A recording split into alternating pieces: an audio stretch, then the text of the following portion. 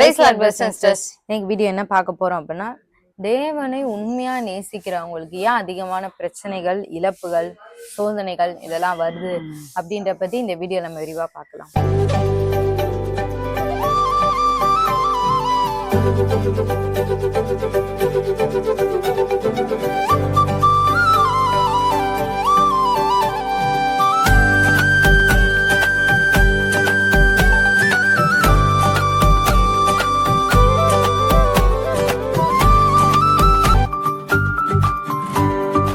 முதல்ல பாத்தீங்க அப்படின்னா, நம்ம ஆண்டவரை நேசிக்கிறதும் சரி, ஆண்டவருடைய வெளிச்சம் நம்ம மேல இருந்தாலும் சரி, பிசாசுக்கு மெயின் டார்கெட்டே நம்ம தான்.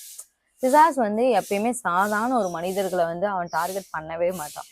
ஒண்ணு பரலோகத்துக்கு போறவங்கள டார்கெட் பண்ணுவான், இல்லைன்னா இவங்க மூலமா பரலோகத்துக்கு அநேகர் போக வாய்ப்பு இருக்கு அப்படின்ற ஒரு நபர்களை தான் அதிகமா டார்கெட் பண்ணுவோம். நம்ம இப்ப பாத்தீங்க அப்படின்னா, நம்ம தான் நம்மளுடைய லைஃப் ரொம்ப பெரிய லெவல்ல நினைக்க மாட்டோம். ஆனா பிசாசுக்கு எல்லா நுணுக்கங்களும் நல்லாவே தெரியும். ஏசு கிறிஸ்து பிறக்கும் போது அது குழந்தைதான், அவரு குழந்தையாதான் பிறந்து வந்தாரு. இத்தனைக்கும் அவர் அப்படியே வானத்துல இருந்து ஒரு பெரிய ரூபம் எடுத்து நான் தான் உங்க கடவுள் அப்படின்லாம் வரல, ஒரு அவதாரம் எடுத்து அப்படிலாம் வரல. அவர் ஆக்சுவலி குழந்தையாதான் பிறந்து வளர்றாரு. நார்மலா நம்ம எல்லாரும் வீட்லயும் குழந்தை பிறக்கிறா, எல்லாரும் போலதான் அவரும் நார்மலா பிறக்கிறாரு. ஆனா அந்த பிறக்கும் போதே ஒருத்தர் அவரை கொல்லணும்னு நினைக்கிறாரு அப்படின்னா, அவர் மேல உள்ள அந்த ஸ்டார், அந்த சாஸ்திரிகள் சொல்றாங்க, நீங்க மத்தையில நீங்க எடுத்து பாத்தீங்கன்னா தெரியும், அந்த சாஸ்திரிகள் பாக்குறாங்க. அந்த சாஸ்திரிகள் எவ்வளவு நட்சத்திரத்தை பார்த்திருப்பாங்க அப்படிதானே. ஒவ்வொரு நாளும் நட்சத்திரத்தை நம்ம எல்லாரும் பார்க்கதான் செய்யறோம். ஆனா அவங்க ஸ்பெசிபிக்கா நோட் பண்றாங்க, இன்னைக்கு ரீசெண்டா ஒரு குழந்தை இந்த சைடு பிறந்திருக்கு, அந்த குழந்தைக்குடைய நட்சத்திரம் பயங்கர பிரைட்டா இருக்கு. அந்த ஒரு நட்சத்திரம் ரொம்ப டிஃப்ரெண்டா இருக்கு. எத்தனையோ நட்சத்திரங்கள் இருக்கும் போது இந்த இவங்களுடைய ஃபியூச்சர் ரொம்ப பிரைட்டா இருக்குங்கிறத அந்த ஸ்டாரை வச்சே ரொம்ப கணிச்சிட்டாங்க. ஏன்னா அன்னைக்கு ஆண்டவர் பிறக்கும் போது இருக்கிற எல்லா ஸ்டாரை விட அந்த ஸ்டார், ஆண்டவர் மேல இருந்த ஸ்டார் ரொம்ப பயங்கரமான பிரகாசமா உள்ளது. சோ நமக்கு ஒரு வித்தியாசத்தை அவங்க பார்த்த உடனே ஏரோதுட்ட சொல்றாங்க. உடனே ஏரோது இதை கேள்விப்பட்டு அவங்கள சாஸ்திரிகளை உடைய நைஸா என்கிட்ட சொல்லுங்க அப்படின்னு சொல்றாரு. ஆனா சாஸ்திரிகள் ஆண்டவர் அவங்கள வேற ரூட்ல அனுப்பி விட்டாங்க. இதெல்லாம் கேள்விப்பட்டோன்னே ஏரோதுக்கு இந்த பிள்ளையை கொன்றணும், அதனால அந்த பிள்ளைக்கு எத்தனை வயசு என்னங்கிறதெல்லாம் அவருக்கு தெரியல. அப்போ இப்பதான் பிறந்திருக்கும், கொஞ்ச நாள் தான் பிறந்து கொஞ்ச நாள் தான் இருக்கும். அதனாலதான் சாஸ்திரிகள் அவங்க டிராவல் பண்ணி வந்த கணக்கு இதெல்லாத்தையும் இவர் கணக்கு போட்டு, அதான் அந்த கால திட்டத்தின்படி வயதுக்குட்பட்ட எல்லாம், அதனாலதான் அந்த 2 வயது அவர் மேபி அந்த 1 வயசுக்குள்ளே கூட நடந்திருக்கலாம். ஆனாலும் ஒரு கன்ஃபர்மேஷனுக்காக, எதுக்கு விடுவானே நம்ம 2 வயசு சேஃப்டிக்காக அவர் 2 வயசுன்னு சொல்லிட்டாரு. சோ அந்த இடத்துல பிறந்தா. ஆனா அதுக்குள்ள ஆண்டவரை வேற ஒரு இடத்துக்குள்ள ஆண்டவர் கூட்டிட்டு போயிட்டாரு. ஆனா இந்த இடத்துல அந்த 2 வயதுக்குட்பட்டவர்களை கொலை செய்யற அளவு கூட அந்த பிசாசை பயங்கரமான ஒரு பிரைட்டா அந்த ஃபியூச்சரை பார்த்த உடனே ஆண்டவர் கொலை செய்யணும், பிசாசுக்கு இவங்களை இது பண்ணிடணும் அப்படிங்கிற ஒரு சோதனை நம்ம இதே மாதிரிதான் மோசே காலத்துல நம்ம பார்ப்போம். மோசே காலத்திலயும் பார்வோன் அந்த டைம் ஒரு அறிவிப்புனா, இவங்க ஆண் பிள்ளைகள் அதிகமாயிட்டே இருக்காங்க, அதனால நம்ம ஆண் பிள்ளைகளை கொல்லுவோம் அப்படின்ற மாதிரி. அப்பதான் மோசையும் அவங்க தாய் ஒளிச்சு வைப்பாங்க. ஒளிச்சு வச்சுதான் கடைசியில ஒரு பீரியடுக்கு அப்புறம் அவங்களாலே முடியல. குழந்தை எவ்வளவு காலம் தான் ஒளிச்சு வைக்க முடியும், அவங்களால ஒளிச்சு வைக்க முடியாம அவங்க என் திராணி அவ்வளவுதான் அப்படின்னு சொல்லிட்டு தான் அவங்க அதுல போடுவாங்க, தண்ணியில போடுவாங்க. ஆனா ஆண்டவர் பார்வோன் குமார்த்தி வச்சே அதை மீட்டு எடுப்பாரு. அந்த மாதிரிதான் அந்த இது முடியும். மொத்தத்துல ஆண்டவரை நீங்க நேசிக்கிறவங்களா இருந்தீங்க அப்படின்னா நிச்சயமா உங்க மேல ஒரு வெளிச்சம் இருக்கும். பிசாஸ் அநேக அந்த வெளிச்சத்தை மேலதான் ரொம்ப இன்ட்ரெஸ்டடா இருக்கும். அதனால உங்களுக்கு அந்த பிசாஸ் நம்ம ஃபியூச்சரை பார்க்கும், நம்ம வெளிச்சத்தை பார்க்கும். இதெல்லாம் பார்த்துதான் நமக்கு அதிகமான பிரச்சனைகள், அதிகமான இழப்புகள்லாம் வரும். ரெண்டாவது பார்த்தோம் அப்படின்னா ஆண்டவர் உங்களை குறித்தோ இல்ல பரலோகம் உங்களை குறித்தோ ஒரு ஸ்ட்ராங்கா ஒரு டிக்ளரேஷன் பண்ணிருக்கோம். மார்க் 1:11 நம்ம பார்த்தோம் அப்படின்னா, அன்றியும் நீர் என்னுடைய நேசகுமாரன், உம்மில் பிரியமா இருக்கிறேன் என்று வானத்துல இருந்து ஒரு சத்தம் உண்டாயிற்று. 12ஆம் வசனம், உடனே ஆவியானவர் அவரை வனாந்திரத்துக்கு போகும்படி ஏவினார். அவர் வனாந்திரத்திலே 40 நாள் இருந்து சாத்தானால் சோதிக்கப்பட்டு அங்கே காட்டு மிருகங்கள் நடுவிலே சஞ்சரித்துக் கொண்டிருந்தார். தேவதூதர்கள் அவர் குளியம் செய்தார்கள். இடத்துல பார்த்தோம் அப்படின்னா ஹெவன் ஒரு ஒரு பயங்கரமான ஒரு டிக்ளரேஷன் பண்ணுது, ஓப்பன் டிக்ளரேஷன் பண்ணுது. பண்ணோன்னே ஏசப்பா கொத்து இது என்னுடைய நேசகுமாரன், நான் இவர் மேல ரொம்ப அதிகமா பாசம் வச்சிருக்கேன்னு சொல்லிட்டு ஒரு பாசிட்டிவா ஒரு பயங்கரமா பண்ணுது. இந்த டிக்ளரேஷனை பிசாசும் கேக்குது. உடனே பிசாசு ஆண்டரை எப்படியாச்சும் சோதிச்சு இதுல நம்ம அவரை கீழே தண்ணிடணும். ஹெவனே பாராட்டுதுன்னா இவனுக்கு பயங்கர ஒரு பவர் இருக்கு, ஒரு சக்தி இருக்கு, இவன் உலகத்தையே நிறைய ஏதாச்சும் பண்ணிடுவான் அப்படின்னு சொல்லிட்டு அவன் வந்து இது பண்றான். அதுக்கு முன்னாடி ஆவியானவர் என்ன பண்றாருன்னா, ஆண்டவர் வந்து ஒரு 40 நாள் செப்பரேட்டா எடுத்து ஆண்டவருக்கு நல்ல ட்ரைனிங் கொடுத்து, ஆண்டவர் வந்து நல்ல எப்படி சொல்ல, தேவ தூதியர்கள்லாம் அவருக்கு ஊழியம் செய்து நிறைய அந்த வனாந்தர பாதையில அவரை தியானிக்கவும் நிறைய விஷயங்கள் போதிக்கிற ஆவியானவரை பொறுத்தளவு ஸ்பெஷாலிட்டியா அவர் போதிக்கிறவர் தான். கண்டிப்பா பயங்கரமா போதிச்சு நல்லா டீச் பண்ணி தான் அந்த 40 நாள் முடிஞ்சதுக்கு அப்புறம் தான் அனுப்புறா. அதுக்கப்புறம் தான் பிசாசு வர அந்த சோதனையில இயேசு கிறிஸ்துவும் ஜெயிக்கிறார்.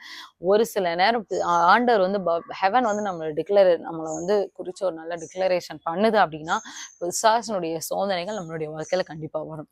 இந்த மாதிரி நம்ம நிறைய பார்க்கலாம். நம்ம வந்து சிம்சோனுக்கு வந்துச்சு, அவங்க தோத்துட்டாங்க. சாலமோனுக்கு வந்துச்சு, அவங்க தோத்துட்டாங்க. ஆனா யோபு அவர் வந்து ஜெயிச்சாரு.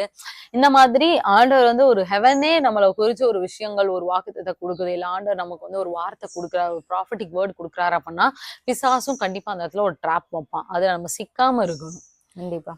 யோசேப்பு கூடமே ஹெவன் வந்து டிக்ளரேஷன் வந்து அதாவது சொப்பனத்து மூலமா கொடுப்பாங்க.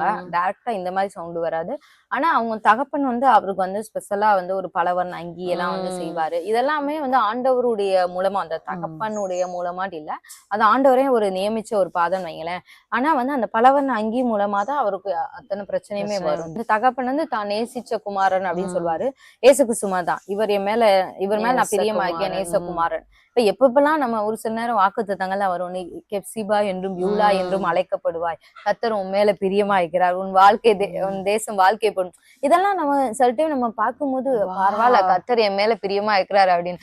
அதுக்கடுத்து பிசாசு ரெடியா நமக்கு வந்து இருப்பான். நான் எப்படியும் அந்த ஓபன் டிக்ளரேஷன் ஆண்டவரே வந்து ஒரு பரலோகமே திறந்து நமக்கு வந்து ஒரு டிக்ளரேஷன் விடுது. ஆனா அதுக்காக பயப்பட தேவையில்ல. கண்டிப்பா அந்த ஒரு சோதனையில நம்ம ஜெயிச்சிட்டோம் அப்படின்னா அதுல ஒரு பெரிய ஒரு சக்சஸ். இப்ப 3வது நம்ம பார்க்க போறோம். வசனமே சொல்லுது, நீதிமானுக்கு வரும் துன்பங்கள் வந்து நிச்சயமா அநேகமா தான் இருக்கும். நம்ம அதுல வந்து மாற்று கருத்தே இல்ல. நம்ம இன்னைக்கு எல்லாருமே எல்லாம், ஏன்னா அநேகர் வந்து யோசிப்பாங்க, நான் வந்து ஆண்டவரை நேசிக்கிற ஒரு பிள்ளை தானே, நான் வந்து ஏதோ ஒரு ஏனோ தானோன்னு இருக்கிற ஒரு பிள்ளை கிடையாது, நான் நல்லா தான் ஆண்டவர் நேசிச்சேன், ஆண்டவருக்கு என்னால் முடிஞ்ச அளவுக்கு நான் செய்யதான் செஞ்சேன்.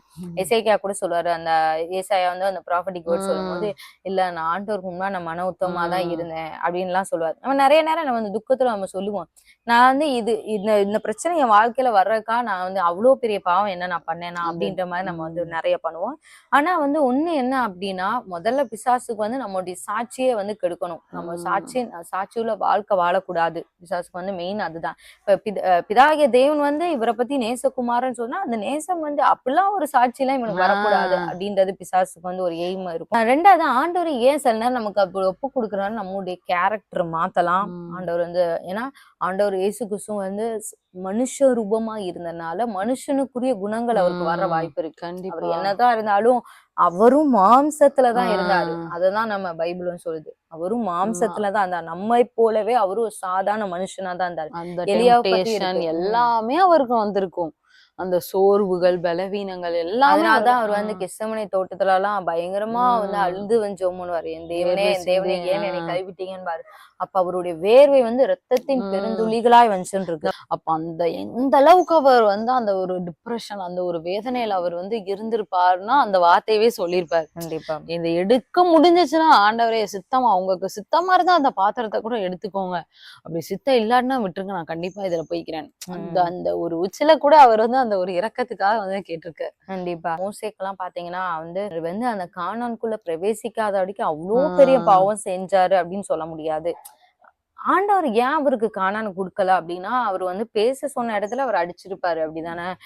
அப்படியே ஒண்ணும் கானானுக்கு அந்த அளவுக்கு ஒரு கொடூரமான ஆண்டவர் நம்ம ஆண்டவர் கிடையாது. ஆனா எதுக்காக ஆண்டவர்னு சொல்றாருன்னா, நீதிமொழிகள் 11:31 இருக்கு, இதோ நீதிமானுக்கு பூமியை சரி கட்டப்படுமே, துன்மார்க்கனுக்கும் பாவிக்கும் எத்தனை அதிகம். மொத்தத்துல ஆண்டவர் வந்து மோசேயுடைய அந்த பாவம் ஏன் அப்படின்னா, ஹெவன் வந்து மோசே மேல இன்ட்ரெஸ்ட் காமிக்குது அப்படின்னா, நிச்சயமா பிசாசும் வந்து அந்த மோசேயுடைய சரீரத்து மேலமே, சரீரத்துக்குலாம் கடைசியில நம்ம புதிர்பால பார்த்தோம் அப்படின்னா, அவங்களுடைய சரீரத்துக்கு தர்க்கம் பண்ண பிசாசம் வந்து ஆண்டவருடைய, ஏன்னா ஆண்டவர் வந்து மோசைய தனியா கூட்டிட்டு போய் தான் வந்து மலைக்கு தனியா கூட்டிட்டு போய் தான் வந்து இது பண்ணாரு. அப்படிங்கும் போது அவருடைய சரீரத்துக்காக பிசாசு வந்து வந்தா. அப்புறம் தேவ தூதர்கள் தான் வந்து அத ஃபைட்டிங் தூதர் தான் வந்து அவர் வந்து ஆண்டவர் எடுத்துட்டு போனாங்க. அதாவது யூதா 1 அதிகாரம் 9 இருக்கு. பிரதான தூதனாகிய மிகாவேல் மோசேயுடைய சரீரத்தை குறித்து பிசாசு உன்னை தர்க்கித்து பேசின போது அவனை தூஷணமாய் குற்றப்படுத்த துணியாமல் கர்த்தர் உன்னை கடிந்து கொள்வாராக என்று சொன்னான். இதெல்லாம் நடக்கும்னு ஆண்டவருக்கு ஏற்கனவே தெரியும். எப்படியும் மோசேயுடைய இந்த பாவத்தை காமிச்சு மோசே எனக்குரியவன் தான், ஏன்னா அவன் கீழ்ப்படியல அப்படின்னு சொல்லிட்டு பிசாசு வருவான்னு தெரியும். அதனாலதான் ஆண்டவர் அங்கேயே நீதி சரி கட்டினாரு. நான் காணான்னு தரலப்பா, நீ வந்து பாத்துக்கோ இதுதான் காணான். நம்ம இன்னைக்கு நினைப்போம், ஏன் ஆண்டவர் எனக்கு அப்படி, நான் என்ன அப்படி என்ன பாவம் செஞ்சேனா, இந்த ஆசீர்வாதத்தை ஆண்டவர் எனக்கு தந்திருக்கலாம்ல. மோசேக்கு வந்து மோசே தான் வந்து அவ்வளோ ரத்தம் சிந்தி, அதாவது எப்படி சொன்னது, அவ்வளோ வேதனை நூல அந்த ஜனங்களை வந்து அங்க நடத்திட்டு வந்தது மோசே தான். அதுதான் உண்மை. ஆனா அந்த ஒரு சின்ன ஒரு பாவத்துக்காக மோசே காணானே கொடுக்க கூடாது அப்படின்னா ஆண்டவர் வந்து நீதி அந்த இதை சரி கட்டுறாரு. ஆண்டவர் நீதிமானுக்கு பூமியிலே சரி கட்டுவார். ஏன்னா நாளைக்கு நம்ம வந்து போய் அங்க போய் நிக்கும் போது பிசாசு வந்து நம்ம பாடி கொடுத்தும் அவன் தர்க்கம் பண்ண வாய்ப்பு இருக்கு. இது வந்து இவங்க வந்து இந்த பாவம் பண்ணாங்க, அந்த பாவம் பண்ணாங்க, இது பண்ணாங்கன்னு. ஆனா ஆண்டவர் அதுதான் வந்து அப்பவே சரி கட்டிடுறார், பூமியிலே சரி கட்டிறார். அதனாலதான் பிரதான தூதனாகிய மிகாவேல் வந்து மோசேயுடைய சரீரத்தை வந்து ஒப்பு கொடுக்கல, பிசாசத்தை வந்து ஒப்பு கொடுக்கல. கர்த்தர் உம்மை கடிந்து கொள்வாராக அப்படின்னு சொல்றாரு. ஏன்னா மிகாவேலுக்கும் தெரியும் மோசே பிசாஸ் கையில போற வாய்ப்பு இருக்கு. ஆனா ஆண்டவர் வந்து அங்கே சரி கட்டிட்டாரு.